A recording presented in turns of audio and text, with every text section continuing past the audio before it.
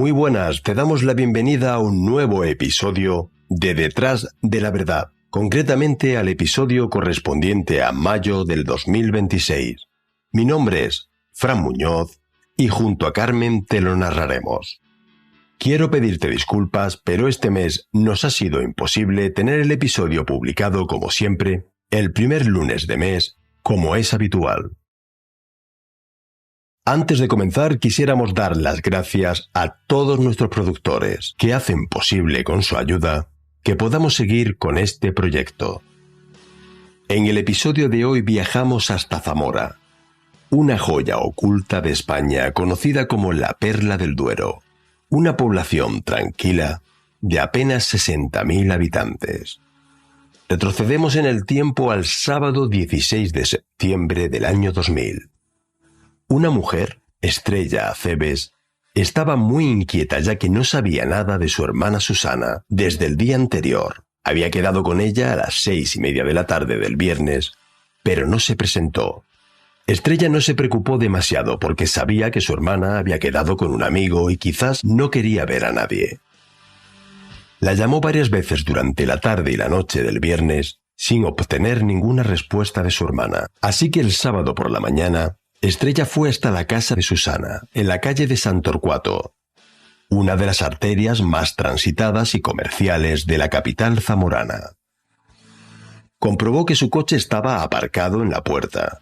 Llamó varias veces al telefonillo, pero nadie le contestó. Así que sobre las 4 de la tarde se dirigió a casa de sus padres, cogió una copia de las llaves del piso de Susana. Abrió la puerta y le extrañó que ésta no estuviera cerrada con llave.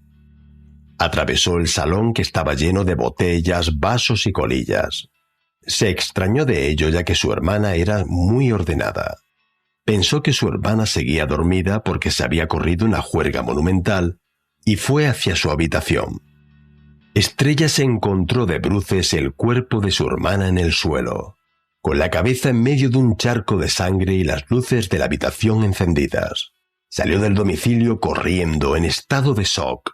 Intentó llamar al 091 pero no pudo hacerlo debido a los nervios. Consiguió hablar con su madre y le dijo que avisase a la policía para que fuesen a casa de Susana. Aquel asesinato alteraría para siempre el ADN de una familia y de una ciudad tranquila como Zamora.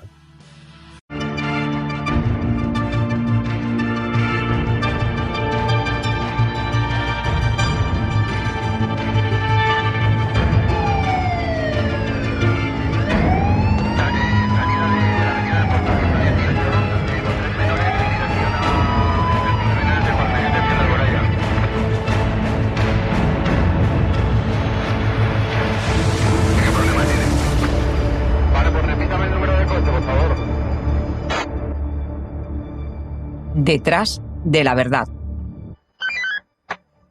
Un recorrido por la historia negra de nuestro país.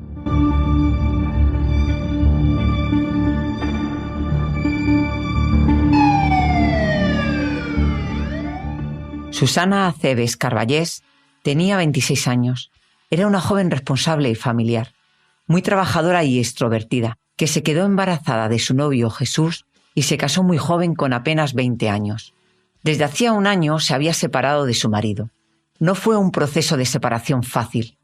Hubo denuncias por abandono de familia, hurto de efectos y sustracción de vehículos.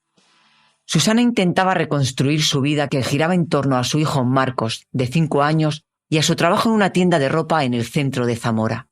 Estaba llena de planes y un futuro que le fue arrebatado con una violencia que, a día de hoy, sigue desafiando a la lógica y a la justicia. Durante la inspección ocular, los agentes encontraron a Susana totalmente desnuda, a la izquierda de la cama, en posición de cúbito prono, es decir, boca abajo. Tenía la cabeza completamente ensangrentada y una camiseta fuertemente anudada alrededor del cuello. Había un detalle que llamaba poderosamente la atención en aquella escena del crimen. Un preservativo con esperma asomaba por la vagina de la víctima.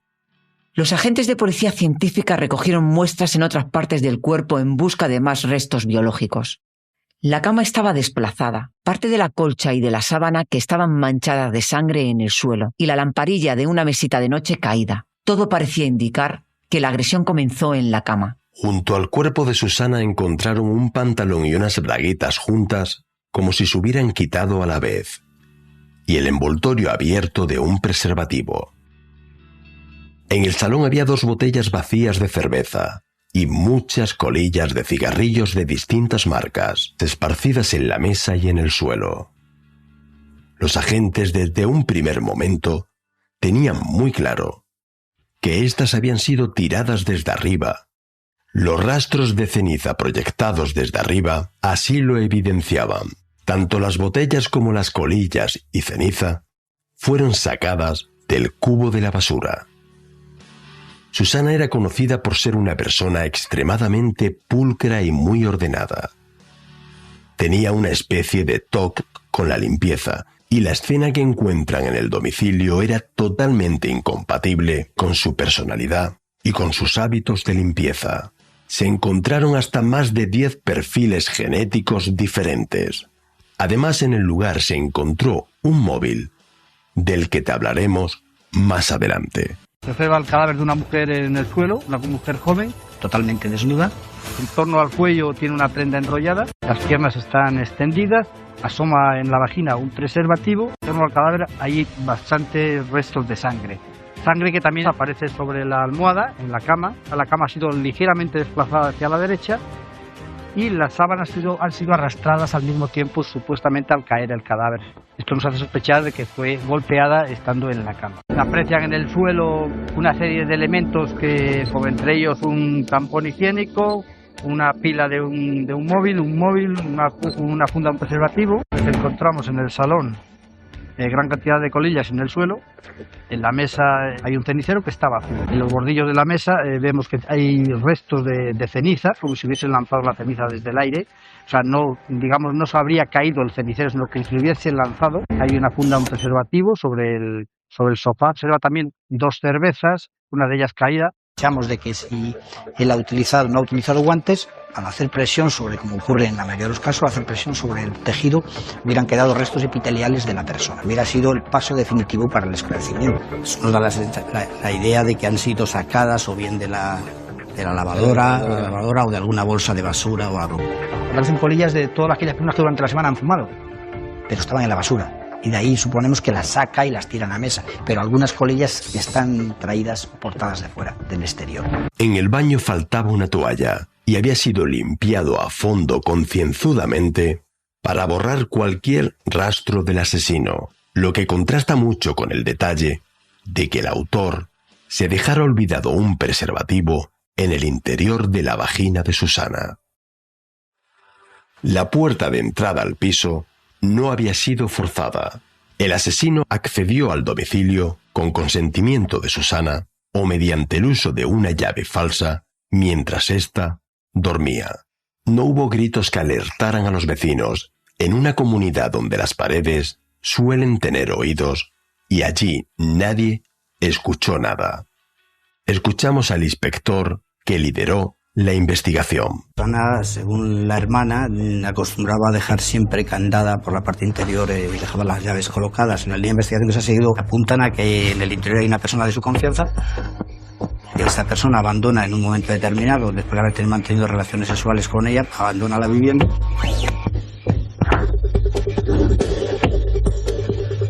Y esta otra persona, supuestamente el autor del crimen, aprovechando que dispone de llaves y de que conoce todos los pormenores de la vivienda, accede, la puerta no está candada, entra y ya está adormilada y aprovecha la ocasión pues para golpearla. Le golpea al menos en 4 ocasiones, le golpea en la cabeza, posiblemente un tipo martillo, los que utilizan para extraer las puntas, la parte posterior, unas 2 púas más o menos. En un momento determinado intenta incorporarse, pone uno de los pies en el suelo, caería conmocionada, finalmente la estrangula el presunto asesino. Se ve la mala leche, digámoslo así, al estrangularle en el suelo, los golpes en la cabeza denotan esas ganas de venganza, de odio. Tendría que haber salido por lo menos salpicado de zapatos, ropa, pero tenemos claro que se llevó, en este caso, toallas, o por lo menos una se llevó del del cuarto de baño de Susana, con lo que suponemos que se limpió, quita todo, lo mete en una bolsa y posiblemente el río es el lugar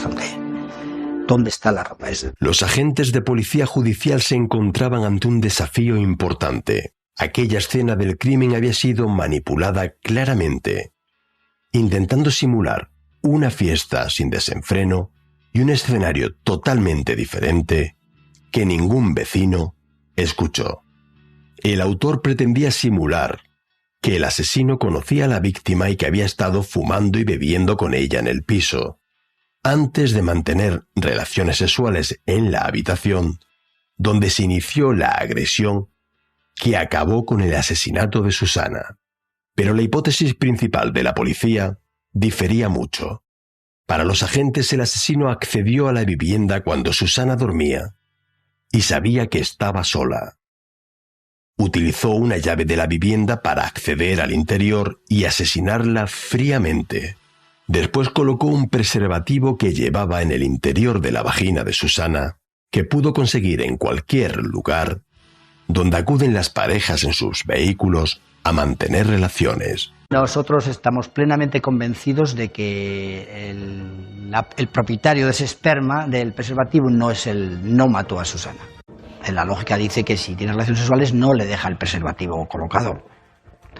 No la mata y se queda el preservativo colocado. Eso nos dice que el preservativo se lo han introducido a posteriori. Posiblemente o casi, posiblemente no, con toda seguridad de post-mortem. La autopsia confirmó un traumatismo cranoencefálico importante.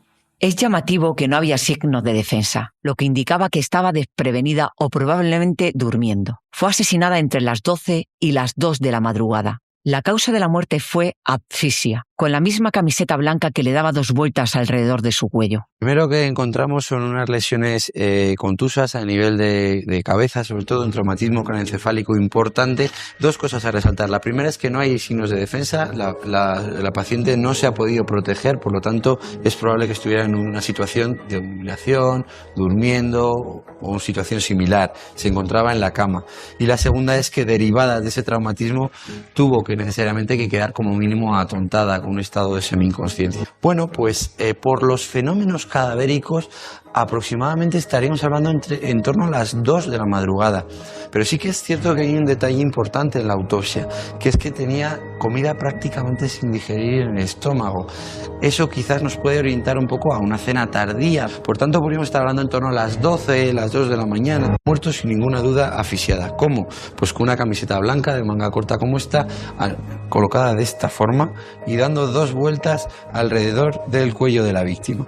Después de las 2 vueltas, un pequeño nudo y una fuerte presión aquí. Encontramos en cavidad vaginal un preservativo extendido y con restos de semen en su interior. Y en cavidad anal vemos una dilatación y unas pequeñas lesiones en el borde. Estamos hablando de unas lesiones perimortem que son alrededor del momento del fallecimiento de Susana, pero no podemos afirmar si justo un poquito antes, justo un poquito después o al mismo tiempo que se le estaba presionando el cuello para producirle una asfixia, se pudiera haber estado realizando esa práctica sexual. Lo que sí que podemos afirmar en todo caso es que era una práctica sexual no consentida. Se encuentran 2 envoltorios de preservativo, uno en la habitación y otro en el salón. Se encuentra un único preservativo en cavidad vaginal. ¿Dónde está el otro preservativo? Puede ser que hubiera más de un agresor y que uno de ellos quisiera inculpar al otro con posterioridad y con lo que dejara el preservativo del otro y se llevara el suyo. Los restos biológicos hallados en las sábanas, pantalón y ropa interior fueron analizados. Correspondían a 2 amigos de la joven, a los que se le tomó declaración y que manifestaron haber mantenido relaciones sexuales la semana antes del asesinato. Ambos estaban en Madrid el día que asesinaron a Susana y tenían testigos que lo avalaban.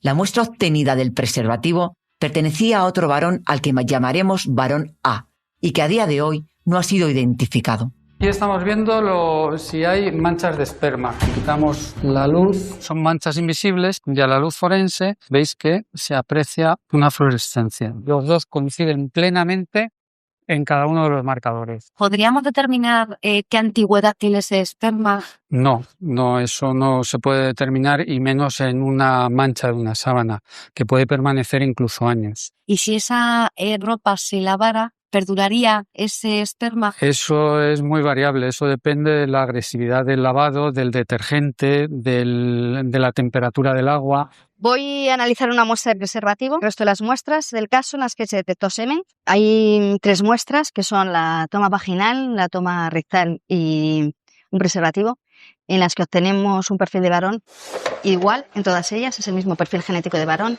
y es distinto, ese perfil no coincide con ninguno de los sospechosos analizados. Una foto a ver si la conocía, que la había matado, teníamos que presentarnos luego para hacerlo de las pruebas de ADN cuando ellos nos llamaran. ¿Te cogieron ADN usted también? Sí, a 3 o 4 más. Ustedes tenían coartada. No, nosotros nada, pues marchábamos ya para Madrid. Aparece como sospechoso, claro, porque es una persona con la que ha tenido relaciones y no muchos días antes. Se interrogó, se le tomó declaración, se sometió a pruebas de ADN. ¿Y cómo reaccionó usted cuando supo que pues, la policía lo investigó y demás? Porque tú eres un hombre joven que no te lo esperas y te comes un marrón como un piano de gran. Porque había ADN suyo. Es que te has leído todo el informe. En la escena del crimen. Claro, era una amiga mía que estuvimos juntos la noche antes. ¿Tomaron algo? Tomé unas copas y dormir con ella. No era una mucha expresa de que yo llevaba la comida. ¿Y recuerda usted a qué hora le llamó aproximadamente ese viernes? Estaba trabajando, serían las 6 o las 7 de la tarde. Al final de la tarde de trabajo. ¿Y esa misma noche la asesinaron? ¿Tenía coartada usted? ¿Dónde estaba en la casa? ¿Con quién había estado usted esa noche? Tomando una fiesta, de otra amiga, luego por la noche, que fue lo que me dejó en la calle. Y yo, si no estaba aquí, o sea, todas las pruebas me culpaban. Tenía coartada, no recuerdo ahora mismo con qué persona había estado, pero sí tenía coartada, sí. Debido a la separación traumática de Susana con su ex marido, la policía rápidamente se interesó por él, sobre todo cuando alguien, durante las primeras horas de investigación, les contó que éste presuntamente había amenazado de muerte a Susana en el pasado. Entre ambos ya no existía ningún tipo de relación, más allá de las entregas de Marcos, el hijo que ambos tenían en común. Jesús fue detenido por los agentes en el bar que éste regentaba y se convirtió en las primeras horas en el principal sospechoso. Al principio de la declaración, mintió a los agentes. Este había pasado la noche de autos con una mujer casada y no quería comprometerla. Pero al final, acabó confesando ante la gravedad de los hechos que le imputaban. Tenía una sólida coartada que fue comprobada por los agentes, por lo que fue puesto inmediatamente en libertad. Estaba en el bar cuando llegaron dos individuos de paisano, enseñaron la placa, dijeron que eran policías y me dijeron que les tenía que acompañar. En un principio pensé que sería una denuncia por algo, no sabía por qué, pero... Y ya bueno, dije, ¿qué ha pasado ahora o algo así? Y fue cuando me dijeron que Susana había muerto.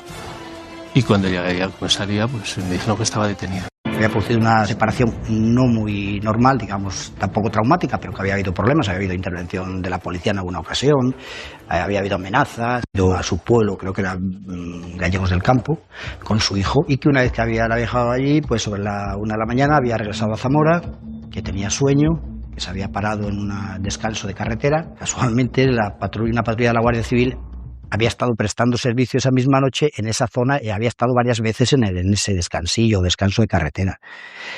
Allí no habían visto el coche de Jesús. Había estado con otra persona que no tenía nada que ver con... ni quería meterla en nada. Sí, bueno, mentí, no sé. Dije que había estado en un sitio donde había estado, pero vamos, una mentira que enseguida la comprobaron. Ese tiempo que hemos perdido es vital.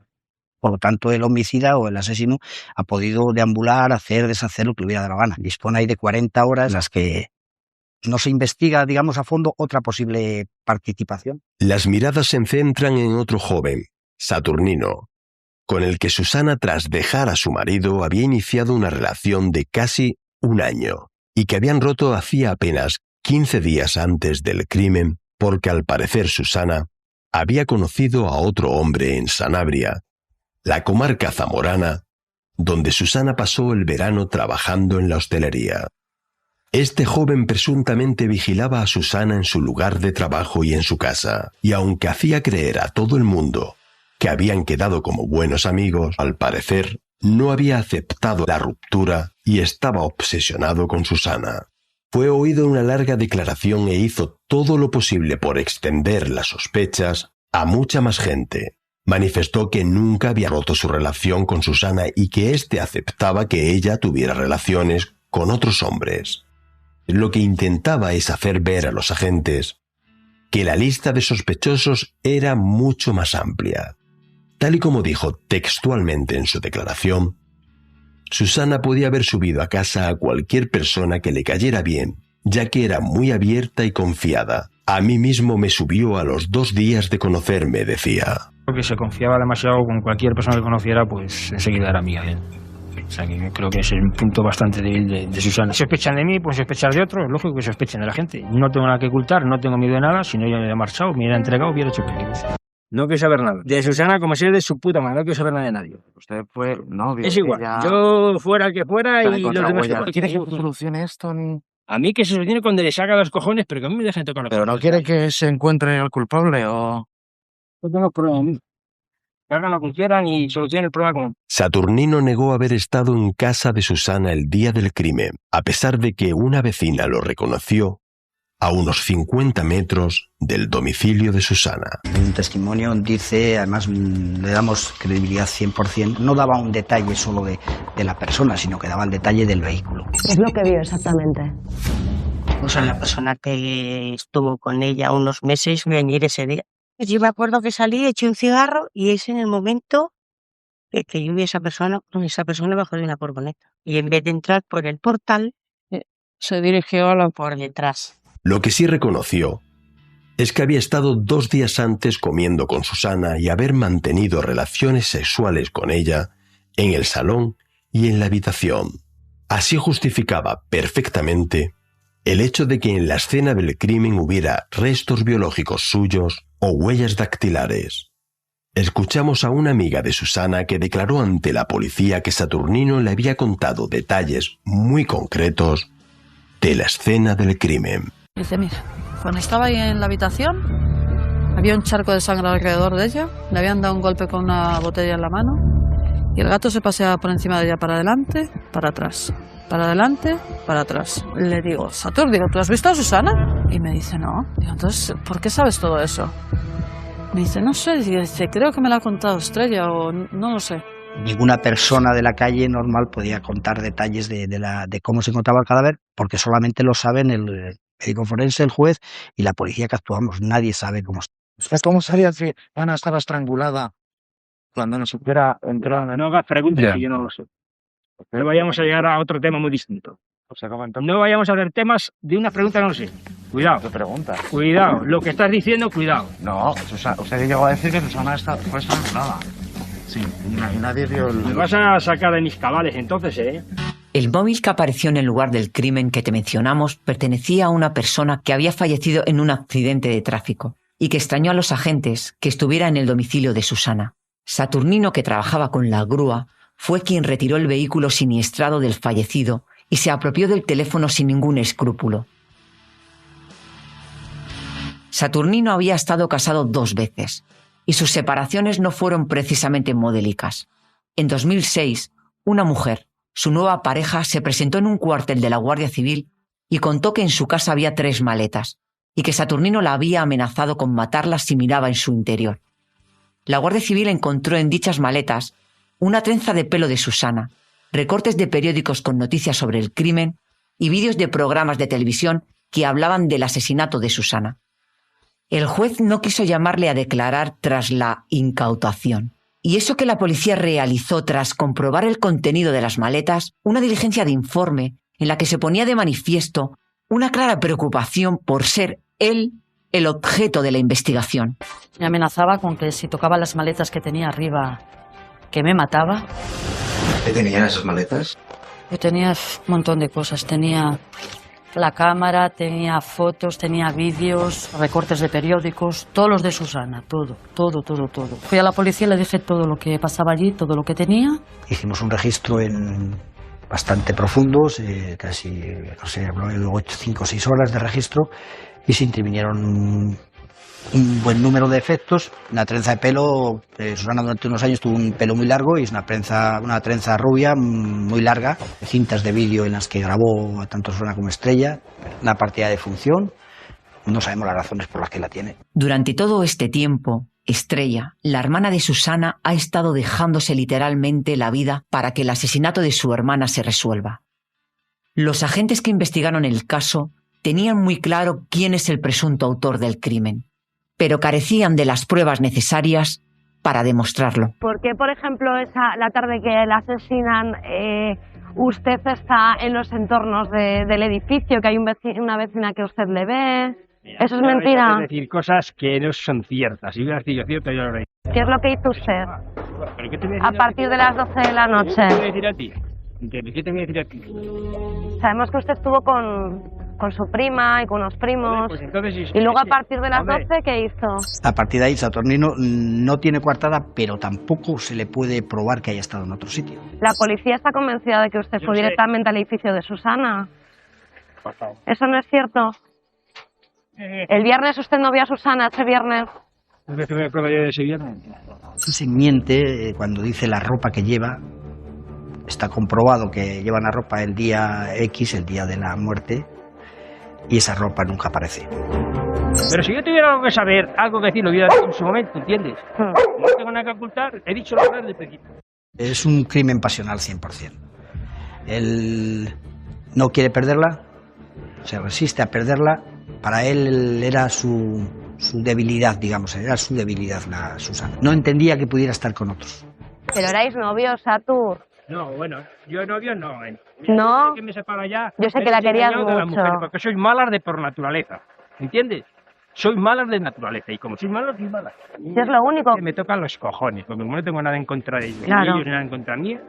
¿Pero qué tiene la policía? ¿Por qué lo tiene tan claro? Si yo fuera un poco duro, a lo mejor había preparado alguna burrada ya, porque me tenéis hasta... No, exacto, ¿y qué sabes? Yo he dicho lo que sabía, y como ya sé lo que sabía, ya está. Se somete a un interrogatorio bastante profundo. Hubo momentos en los que se pensó que podía aclararse el tema. Ocurrió una fatídica casualidad.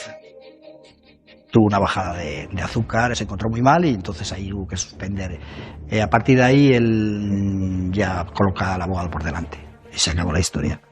Satur, hay un móvil que aparece en la escena del crimen que se demostró que usted lo había robado de una persona muerta en un accidente de tráfico. No, nada. Cuando no os digo nada, dejadme que voy a trabajar, ¿vale? Ese móvil, sabe usted que fue sustraído de un coche siniestrado cerca de Salamanca, un joven que se mató en el coche, y la grúa que retira ese coche es una grúa que conduce Saturnino. Entonces ese móvil se lo queda, todo dice o todo apunta que se lo queda Saturnino. Pensamos que está echado allí con la misma intención que el resto de los efectos, para confundir. Yo siempre he dicho la puta verdad. Diciendo la verdad me mato con cualquiera. Vale. La Audiencia Provincial de Zamora y posteriormente otras instancias han mantenido una postura de cautela considerando que el perfil de ADN por sí solo, sin otros testigos o pruebas de cargo directas, no era suficiente para abrir un juicio oral con garantías de condena. Buscamos el propietario del esperma del preservativo. Sabemos que él no es el asesino, pero su identificación dejaría el camino libre para poder proceder contra el autor de los hechos. Zamora es una ciudad muy pequeñita y estamos convencidos de que hay personas que vieron a Susana en la tarde-noche de las 21 horas a la medianoche del día 15 de septiembre del año 2000. Por lo tanto, cualquiera de ustedes que tenga cualquier tipo de datos sobre su persona, por favor, es el momento de llamar.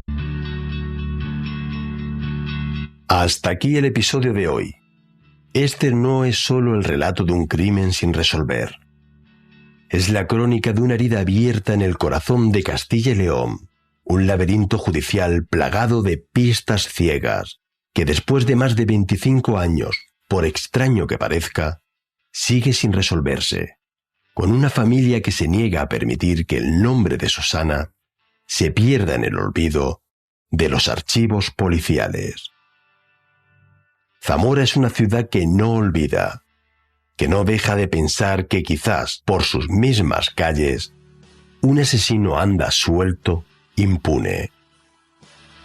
Mientras este caso no esté cerrado por sentencia firme o por prescripción definitiva, ya sabéis lo que pensamos de la prescripción, la sombra del crimen de Susana seguirá proyectándose sobre Zamora, esperando el día en que la verdad, por fin, sea más fuerte que el silencio.